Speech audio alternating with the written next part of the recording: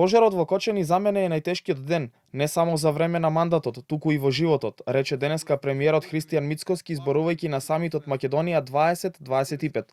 Тој каже дека веднаш по добивањето на информацијата за катастрофалниот пожар во дискотеката Пулс се упатил кон Кочани. Тоа утро негде 3:30 беше кога човек тропаше на вратата во мојот дом.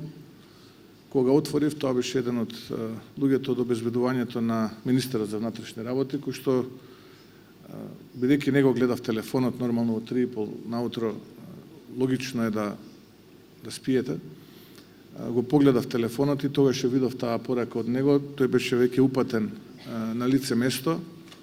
Веднаш се совземав и прво што направив е ги повикав луѓето од мојот тим да се упатиме веднаш кон Кочани. Негде околу 5 и нешто пристигнавме таму. Понуда за помош пристигнувала од речиси сите земји од регионот, но како што вели, тешко и емотивно било да се донесе одлука за прифаќање на помошта, особено од дел од соседите со кои имаме влошени односи. Во целата таа ситуација логично е како човек да реагирате и да се создадат големи емоции,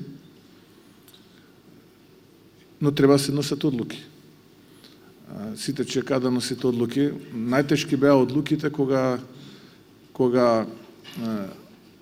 доаѓаше понуда за помош од секаде, посебно од регионот.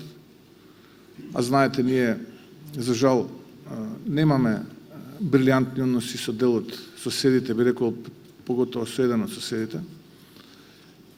И тогаш, кога треба да носите одлука, морате да водите сметка за сите последици кои што може да настанат. Размислував неколку секунди и тогаш реков, ве молам, спремете ги најкритичните пациенти, ќе ја прифатам помошта која што ја нудат соседите и веднаш да ги транспортираме. Премиерот вчера рече дека жали што родителите на загинатите во пожарот не ја прифатиле неговата покана за средба во владата.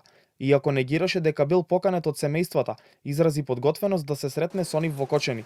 Родителите на загинатите деца во саботата повторно излегоа на протест и побараа правда и одговорност.